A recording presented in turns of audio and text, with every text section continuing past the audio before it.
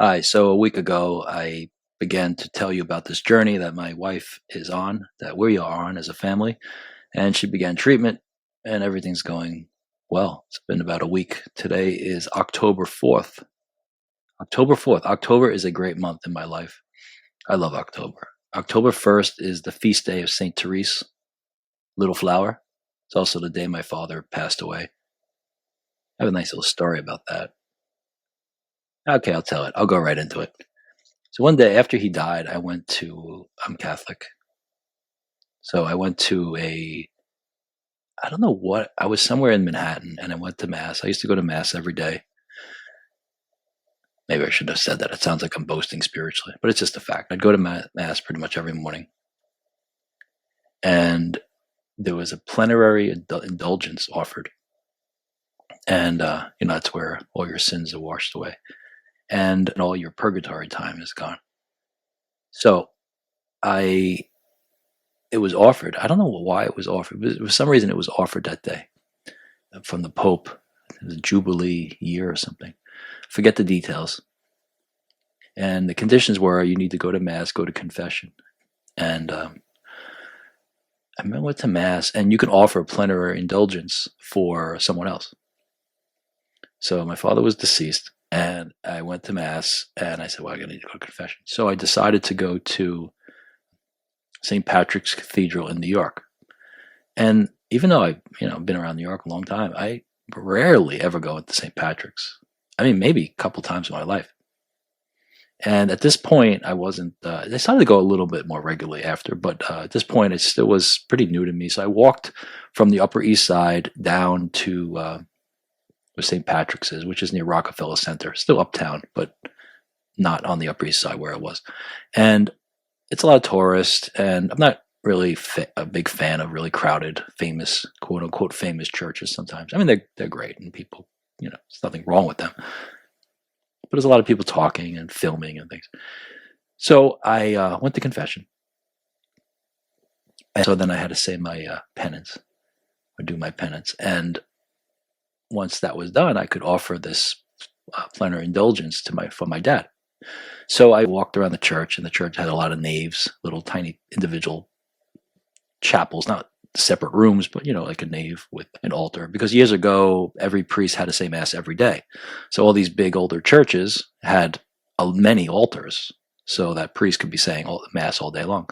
They had to say Mass each individually. Now they can celebrate, which is several at the altar at once. And they couldn't celebrate alone. They always had to have one person for the response. So an altar server could be a brother in the monastery or altar boy would respond back and forth, and they'd have these little. So I found an altar, and I really wasn't paying that much attention. I just found one that was open. I went to the altar rail, and I prayed. I figured whatever. I think I was given some kind of penance of saying certain prayers. So I'm done with that. I offer it for my father, and as I'm getting up to walk away, there's a little placard that I hadn't read. And I'm telling you, it's one of those kind of things like, did you know before or not? And maybe you're subconscious. As far as I know, I had no idea what nave I was in. And it was St. Therese. And so St. Therese, and I read, and I forgot completely that St. Therese's feast day is October 1st. And October 1st is the day my father passed away. And that was the chapel that I walked into to say the prayers after confession in order to offer the plenary indulgence to my dad. So these are the little things that happen that I just, I grab onto, I hold on to. And I think years ago, I might have been a little bit more skeptical or purposely pushed these things away because they sound unscientific, or maybe even you're manipulating the circumstances to find some kind of divine intervention. I feel different now. I think you look for them as much as you can, right? You don't make them up. But if you think it's real, then you grab it, you hold on to it, right? And anyway, so St. Therese, my dad, October 1st. October 4th, today, is Feast of St. Francis. Oh, it's a great day. Right? And of course, and I don't know in other countries, but in America, they always have the blessings of the animals. We used to be involved with a school named St. Francis Academy in Union City, New Jersey, which is very close to the city. Manhattan. My daughter went there for years. My wife taught there. I actually taught there for a little while. It's a great school, fantastic school, and very spiritual. And anyway, on St. Francis Day, they would always bring these animals from this farm. So it's funny because this morning, my daughter, who's much older now, high school, and my wife, first they argued because they always argue and scream and yell. And I say, please stop. The windows are open. Somebody could hear you. All that nice family stuff. So then once they stopped yelling about pancakes or, I don't know, blueberries falling on the floor, it was something. My wife completely turns back into sweet mom and says, Francesca, today's your feast day. Her name's Francesca. Francis. Do you remember the little farm at St. Francis? And then lo and behold, Google's there 5 years ago today, right? And shows the memory, So it's amazing. Is Google God? I don't know. It's almost like you could actually convince some kid that Google's that voice that I hear you, know what you're saying. Maybe they made Google start with a G on purpose. G-O. Whoa. Google's almost God. If you cut Google short and add a D, wow, it's not a good place to go. Anyway, October 4th, St. Francis Day. Bless the animals. I think it's kind of silly about St. Francis sometimes. I love St. Francis. I really like him. And I got another story for you. This one is really, I didn't think, this is how it goes. You never know where you're going. I used to joke with my friend Tom, I can't get off Vernon Street. I grew up on Vernon Street. And I'm always like, Tom's like, how you doing? I'm like, I can't get off Vernon Street, Tom. And we crack up. I don't even know what that means, but we always laugh. Can't get off Vernon Street. I'm still a little Howie. I think I'm doing all that. I'm just a little Howie. I'm stuck on Vernon Street. I'm stuck on Vernon Street, running out the door, jumping the fence, knocking on the door of Chris Roberts' house. His mother being like, what are you doing here? It's like 6 a.m. because I always got up early. And she'd give me an apple. She'd always give me an apple, a Macintosh apple. I like Macintosh apples. And I would eat that apple on the steps waiting for Chris. And Chris would come out and then we'd go start our day and climb trees and stuff. And anyway, so that was Chris. I was growing up in the neighborhood. And when I was a younger man and I lived in Europe for a while, I went to Assisi, on Christmas Eve by myself. I wanted to go by myself. I guess I wanted to be profoundly spiritual, be by myself on Christmas. And I went to all the sites. And there really was something that happened. And I'm going to tell you. All right, here we go. That's what I mean. I didn't expect this to happen. But here we go. Stay tuned. Stay with me. It's actually a really good one. All right, so I go down to San Damiano. San Damiano is the convent of St. Clair. Before it was convent of St. Clair, it was an old abandoned church. The church that, if you don't know the story, Francis, when he was in his, didn't know what to do. He was going to be a knight. He got sick. He came home. He almost dies. He has a conversion. They think he's losing his mind. He's still not like St. Francis yet, but he's wandering in the woods, kind of like a little chipmunk. That's like the whole animal thing. St. Francis kind of being like this squirrel type guy, just bouncing around and making people laugh. Holy fool, in a sense. Okay. So then, he's praying and he sees the San Damiano cross. It's called the San Damiano cross now. It's actually interesting because that cross, it's a beautiful cross, but it has like an image on it that some people, may think is look a little graphic in the sense of the male anatomy. Anyway, that's a side note. So he hears from this cross, he hears the voice of Christ to restore my church or rebuild my church. And St. Francis, at the time, just Francesco, takes it literally. And this church that he's in is all abandoned and broken down. And he begins to fix it up. That's what he does every day. He goes and he starts piling stones upon each other. So when he completes this church, he eventually, when Claire joins him to be the first woman Franciscan, that becomes her convent, San Damiano. Anyway, so I went down to San Damiano. And I have to say, that chapel is heavy. I like the word heavy, like heavy, dude. Cat's meow, like back to the '60s and the cool, like the hipsters of the '60s, the beat poets, and but when the word heavy applies, it's a good word. the San Damiano Chapel is a heavy place. You can feel the presence of God. And if it's not the presence of God, it's the presence of prayer. I do really think that when people pray in the same place over and over again, there's a heaviness that takes place. You can feel the weight of those prayers. It just makes you bow your head. Okay, so that's where he heard that message. And I was there, and I went out into the courtyard, and there was a dog running around, and there was a friar standing there. And this friar came over to me, and he kind of like put his arm in my arm, and I didn't know him. I spoke very little Italian at the time. He didn't speak any English, but he began to like kind of walk with me, and we began to start walking. It sounds strange, right? But I'm telling you the truth. We started walking, and we went down this like kind of wooded path, and looking back and even telling the story, I think, what is this going on? What's this guy doing to you, right? Because we're so skeptical of everything. But at the time, it was none of that thought, right? And he showed me like runes, and he explained that it used to be an orphanage. I don't know. And from what I remember, that's what he explained, and I don't know, he showed me. So then we came back, and we were going, and he asked me, in best he could communicate, it was clear, if I wanted to see a room, a special, like an area or something. And again, it didn't seem strange at all at the time. Time seemed like completely invitational. And he brought me up the stairs, and he had like one of those old fashioned like skeleton keys. The whole thing's like out of a book. And he opened the door, and it was Saint Claire's cell, and where she lived. And there was a little altar in there, and I went in there, and he closed the door. I mean, he left, closed the door, and at the time, I wasn't really practicing. I wasn't really, still had a lot of respect and interest in the Christianity and Catholicism, but not feeling like I'm a member of the church. So I kneel, I pray, and I leave, and he's gone.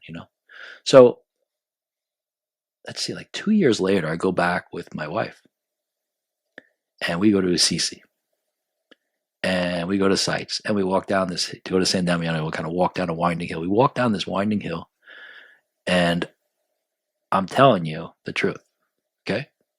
We see the same friar, okay? We see him on a stairway. We're like walking around the open sites where you can go inside the San Damiano, and we're going up the stairs, and he said, I see him, okay? He comes over to me. We greet, but it was just like a nod almost. And I said, I alluded that this was my wife. We just had recently got married. And he like kind of just started to walk toward that room, the same room. This is what I mean. There's no way you fake this. Either this is completely made up, or it's just is what it is. So we went to that room. He opened the door. We both went in. He closed the door. He left. He stayed outside. So my wife and I prayed.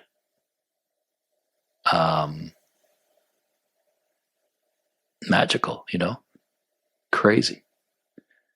Saint Clair is the patron saint of television. I like that. It's weird, right? Why? You know why? It's a cool story, right? So Saint Clair, that cell that we were in, and she was really poor, right? That's her thing, poor and pure and poor. Okay, and so she follows St. Francis. She lives this life of extreme poverty. And while she's dying, she's such a dedication to the devotion to the Eucharist that she really wants to go to Mass down in the chapel. And she can't. She's too sick. So she's in her cell. And the way the story goes is that she begins to see what's going on in Mass on the wall of her cell. She sees everything. And later she's telling everybody, that what happened during Mass, like little individual things for that day. And they were amazed. And she had a vision. She had a vision what was going on downstairs. So in a sense, it was like she was watching a big screen TV on the side of her cell. So she's the patron saint of television. I think it's so funny, man. Catholics are kooky, It's like a wonderful kookiness. Like patron saint of television. This poor lady from like 1100s. Anyway, so that's my story, St. Francis. St. Clair. It's a good thought to think about. Excuse me a second.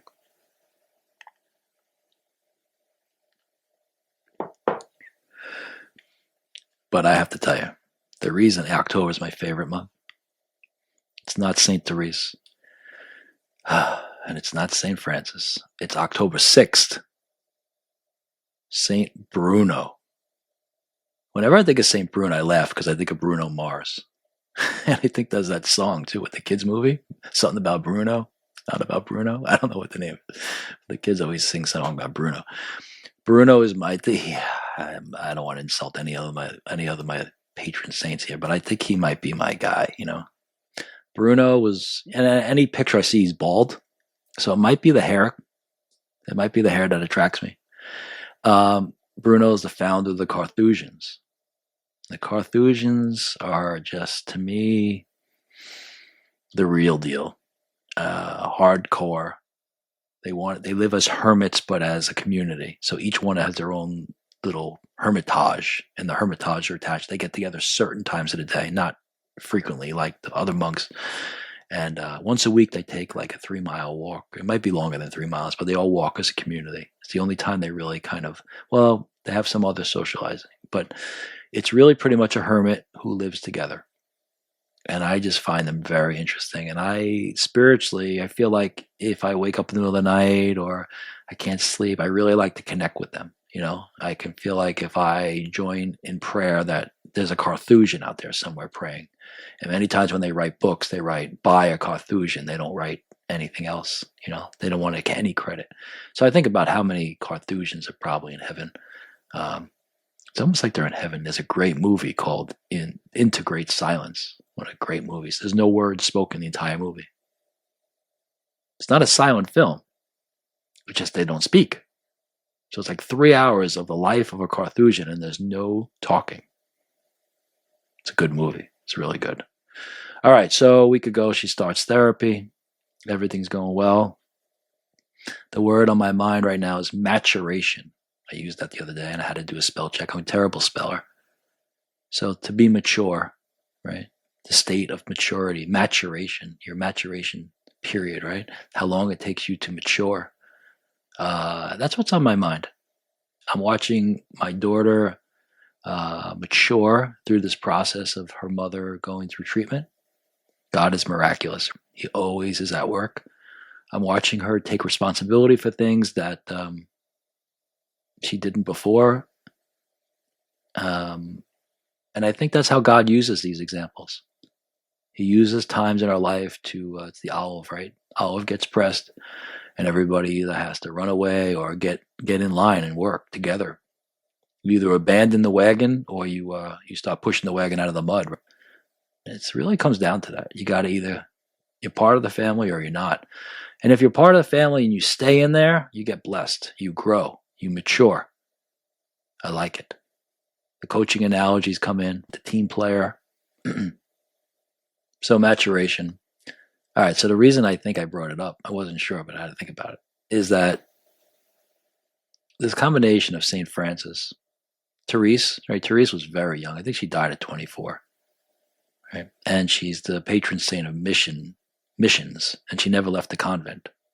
So it's kind of strange. I love all these contradictions in a way, or unusual connections, because she prayed for a missionary once, and he had profound experience. So she's the patron saint of missionaries, and Saint Francis, of course, died young as well. He's not that young. I think maybe he was 40 or so, but he had this young spirit. Forgive me if he didn't die at 40. I'm not sure. I think it was about 40. And Bruno didn't die young. And Bruno had a whole life of being like a scholar. And then he went off to live alone together. It's like COVID. Remember that? We had an expression, alone together. That was the dumbest thing ever. We're alone together, saving the planet with our mask. Anyway, so St. Bruno, you see, these three saints, if it's interesting in this word maturation, because, and I'm saying about Francesca maturing, but what is it to mature? And I feel like in many ways I'm going backwards. But if I say I'm going backwards, it's because maybe I'm defining maturity the wrong way. Like if I return to little Howie and I'm jumping over the fence to go knock on the door, to play with my friends, and does that make me immature? I think this is like this. Nietzsche had this thing where it's the combination of Apollo and Dionysius, right? The Dionysian spirit and the spirit of Apollo. Apollo being more the focused warrior, athlete, purposeful, right? Dionysian, more of the enjoying life, going with the flow. Dionysian, the like wine, party, not necessarily decadent, I don't think, but just kind of, and you have these two impulses that go together. And we, of course, we associate maturity. Like when I talk about it with my child, of course, I'm thinking about like, shutting the light off when you leave the room and putting your clothes in the laundry and, making sure your homework's done. She's experienced this whole thing about balance of work and sports and social, like they all do. And we have to help them. And then we have that as well. And then we also have moments where we have to become children again. Like Jesus says, you have to become like a child. So I guess this word maturation is on my mind because it's a deeper concept than just maturity. Right? You're maturing, that's the street level. But then you have the maturation, it's like the wine, the aging, the becoming free. I really, really like people that laugh and joke around. I love deep conversations. I really do. To me, to talk about the substance of life is just about the best thing to do. But I don't like when it's too serious. I like when you're always on the edge of just kind of making a ridiculous joke. And like this brother Jim that I referenced, brother Jim Fitzgerald, and we used to laugh all the time. He called me Bruno actually because I told him about my like for Bruno, so he would call me Bruno. And he was like, I was like late 30s, and he was like 80 something. And he used to say, "You're like my big brother." It's ridiculous. So, I think that kind of loosey-goosey playing around is really beautiful when you're playing around on a substantial playground. Maybe that's it. Maybe that's what I'm talking about. Maybe that's what I'm trying to find today. It's being the kid, but where are you when you're the kid? If you're the kid doing kid things, then maybe that's not, or you're a kid doing like silly things or worldly things or monetary things. But if you can become the kid, and the playground you're on is one of substance, one of love and peace, God's playground, right? Playing on God's playground, within the playground. I think about playgrounds a lot, about analogies for our relationship with church, our relationship as, if you're Catholic, I'm talking to you. If you're Orthodox, I'm talking to you. If you're Christian at all and you believe in the creed, in many ways, I'm talking to you. And if you're just a human being who doesn't believe in God, but you believe there are certain moral rules, like the Ten Commandments, then I'm talking to you as well. This one, I think, is one of the best ones I have for myself. So I'll share it with you. The relationship we have with rules, with doctrine, with creeds, these rigid, purposefully rigid, right? They can't change. If they change, well, then what's the point of them? They're principles, they're creeds, they're belief systems. They don't change by the year. Jesus is God. The Eucharist is the real presence of Jesus. You shall not kill. Murder is probably a better one, right? Because there is the just war. But you shall not murder, unjustly take the life of somebody else. Marriage, these foundational principles, and they can't change. If they change, they lose everything. It's like on a government side, you have freedom of speech. It can't be conditional. I mean, you could have that one condition, which is, it can't cause harm, like yelling fire in a crowded theater. Right? But once you have those basic, freedom of speech has to stay. It has to stay for the good, the bad, and the ugly. You can't say, "Oh, I only want freedom of speech with people I like." It has to be for people they don't like. Everybody. So you have these principles. And in religion, they're very clear, and Catholics get criticized for like all these rules. And I think this is really a healthy way to look at it. When you're a parent or you have a young child in your care, in your charge, that old-fashioned word, right? Somebody's in my charge. I'm responsible for them. When we have a child in our care and we take them to a playground. Now listen to my question. What's the most important part of that playground from the guardian perspective? Is it safe equipment? that the slide. Is it have those cushiony floors now on the playground so you fall, you don't skin your knee. You can say, yeah, that's what's important. Safety, safety, don't get hurt.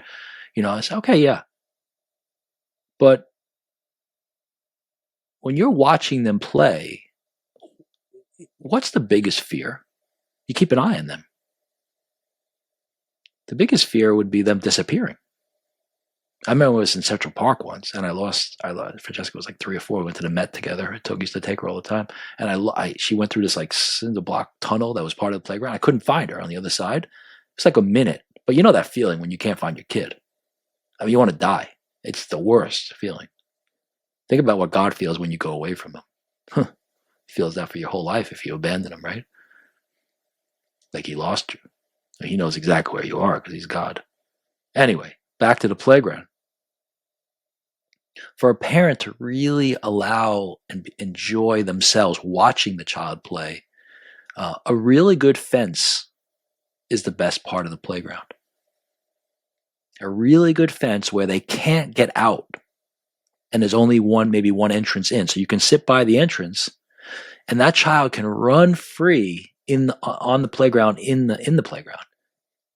So much so that the child almost looks back at you like, you're not going to tell me not to do this or do that. No, you just like give them full reign within the playground. Now, the child's not realizing why you're giving them full reign. You're giving them full reign because there's a fence.